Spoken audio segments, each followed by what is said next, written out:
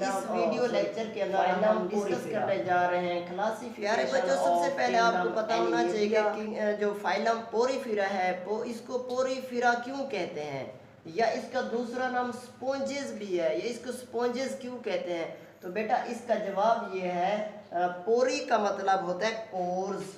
पोरी का मतलब क्या होता है? पोर्स मीन्स क्या? सुराख।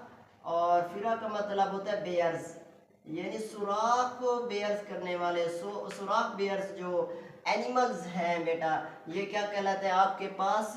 पोरीफेरा कहलाते हैं। कि इनकी बॉडी के ऊपर बेटा सुराख होते हैं।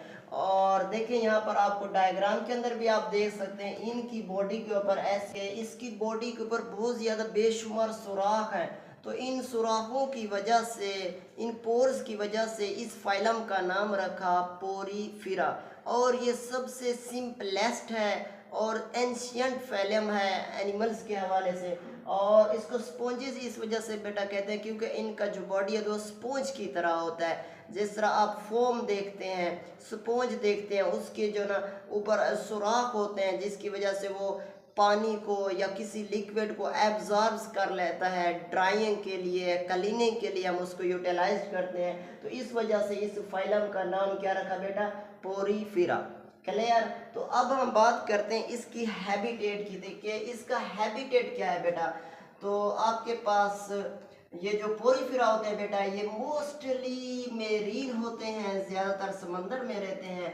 जैसे कि इसकी एग्जांपल है आपके पास ल्यूकोसोलिनियड यूक्लेप्टिला। तो बेटा ये इसका साइंटिफिक नाम है। और इसका कॉमन नाम विनस फ्लावर बास्केट भी कहते हैं।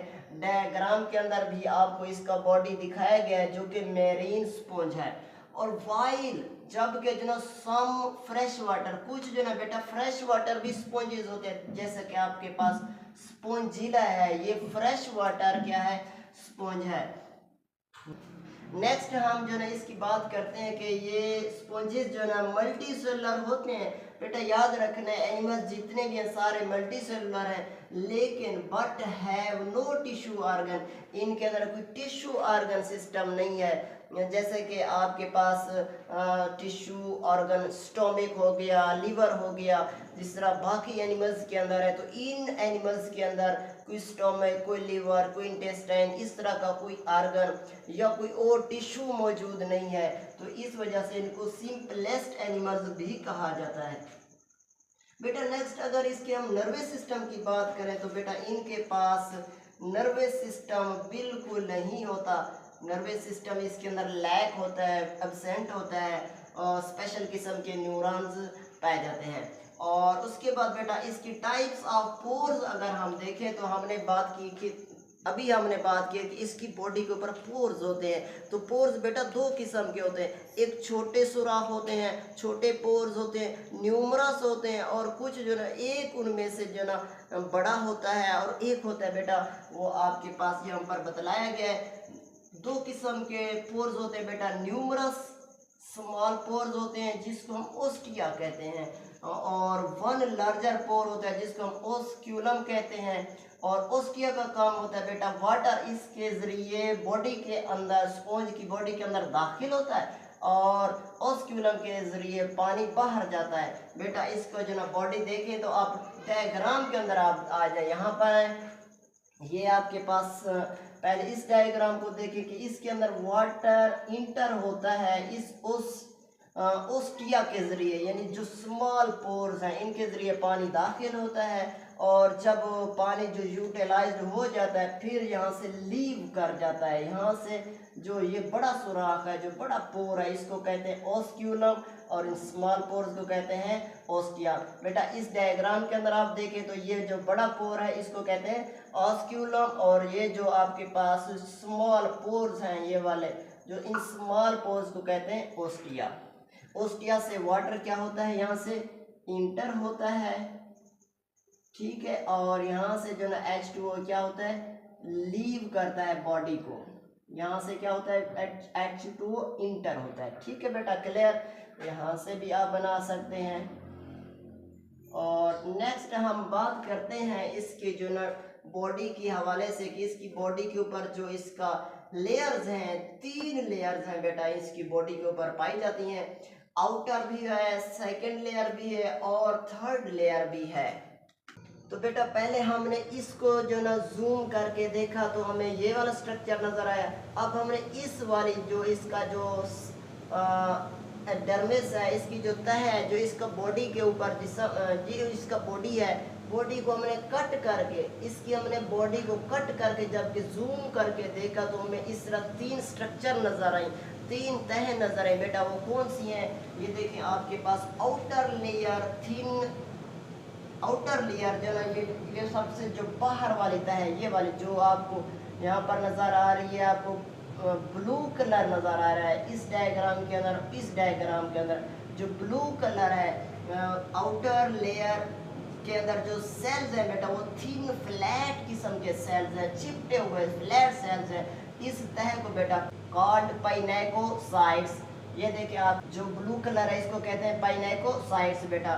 उसके बाद बेटा second layer is jelly like, जो अंदर जो दरमियान वाली बेटा लेयर है इसकी बॉडी की, वो जेली लाइक है और इसको कहते हैं मीजोहाइल। ये जो आपको ग्रीन कलर नजर आ रहा है, दिस इज कर मीजोहाइल। यहाँ पर भी देखिए मीजोहाइल जो दरमियान में है, ये क्या कहलाता है? मीजोहाइल। और इस मीजोहाइल के अंदर जो बेटा सेल्स होते हैं वो अमेबॉइड सेल्स होते हैं। ये देखें ये डायग्राम के अंदर बने हुए हैं बेटा ग्रीन कलर में, अमेबॉइड सेल्स यहाँ पर दरमियान में होते हैं जो कि मीजोहाइल होते हैं। उसके बाद बेटा थर्ड लेयर है, यानी अंदर वाली है, जिसको आप एंडोलेयर भी कह सकते हैं, आउटर को आप एक्टोलेयर भी कह सकते हैं।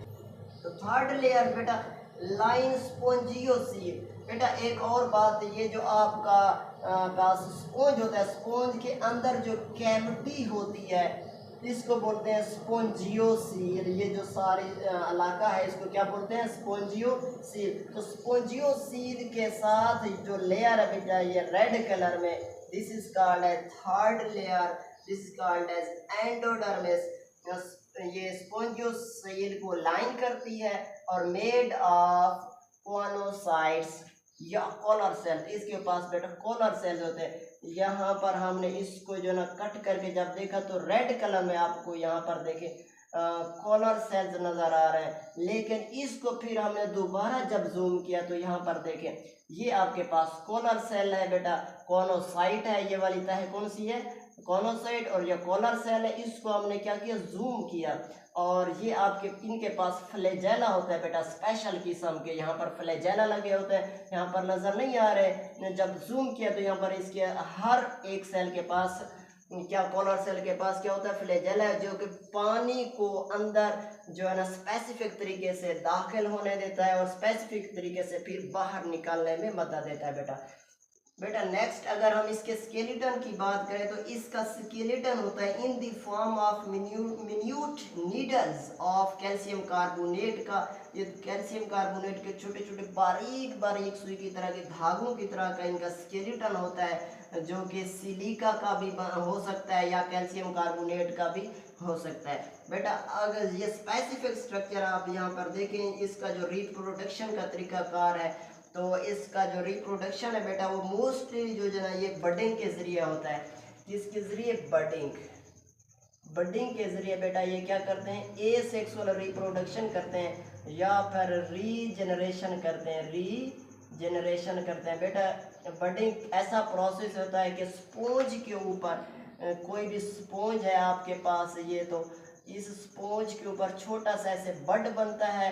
बड में जो ना इसका जेनेटिक मटेरियल भी कॉपी होकर यहाँ पर आ जाता है। उसके बाद ये जो है ना बड़ा होकर ये बड जो है ना आपके पास जब ये वक्त गुजरता है, वक्त के साथ साथ ये बड जो है ना यहाँ से अलहदा हो जाता है और फिर अलहदा स्पोंज बन जाता है। इस प्रोसेस को कहते हैं बेटा बडिंग कहते हैं। और रीजनरेशन का मतलब होता है बेटा किसी अगर यहाँ से इस स्पोंज को कट लग गया है तो कट लगने के बाद ये अपने खोए हुए हिस्से को दोबारा भी बना लेते हैं। इस प्रोसेस को कहते हैं रीजनरेशन। री का मतलब होता है दोबारा, जनरेशन का मतलब होता है पैदा करना, यानी अपने खोए हुए हिस्से को दोबारा बना लेना। ये क्या कहलाता है? रीजनरेशन कहलाता है।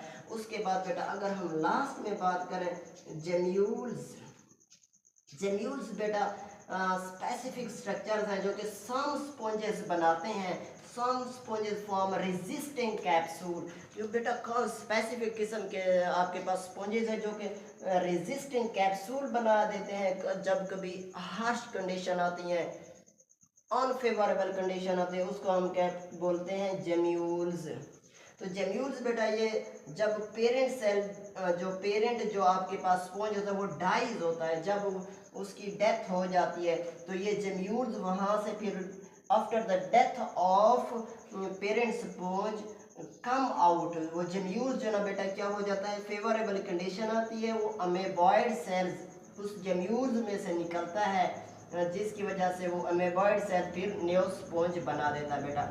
कैसे कि एक स्पॉन्ज है वो जब डाई होता है तो डाई होने के बाद वो जेम्यूल्स खारिज करता है। उस जेम्यूल्स में से फेवरेबल कंडीशन जब होती हैं तो अमेबॉइड सेल्स बाहर निकल कर, ये वाले अमेबॉइड सेल निकल कर जो है न्यू स्पॉन्ज बना देता है। बेटा आप इसको ऐसे पॉइंट्स के साथ याद करें। आई होप कि ये आपको समझ भी आया होगा और इंशाल्लाह आपको याद भी हो जाएगा, क्योंकि ऐसे पॉइंट्स की शक्ल में याद करना बहुत ज़्यादा आसान है बेटा।